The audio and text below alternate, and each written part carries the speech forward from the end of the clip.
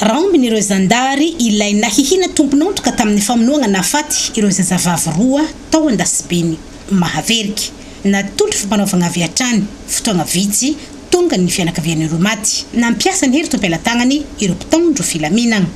Rony maty tamin'ireo 7 nentina teto amin'ny hôpitaly be, fito ireo mbola tsaboina etsy amin'ny klinika adventiste Sahamazava. Samy ety andap ny lehibe ny sampanarapanjakana aty Sava ny commandant de groupement. Katsika jiaby mbo kalma tony zany andeha hangorona entiny bazary zany dia anderan-tsaho atsika fa mbola nisy ihany ny mpitandro filaminana zay miaro mbola sy mifanana kenina zay ne dia ataovy ny velindena davanandro efa ataontsika hoe ny valo ny zavatra iny tsy tsara koa ny tsenjara-toetrandro mbola tozantsika ny couvre-feu mana fisiany zay afahany yahiahiny olo zay mety matato ny tsy filaminana amin'ny tanàna andafy.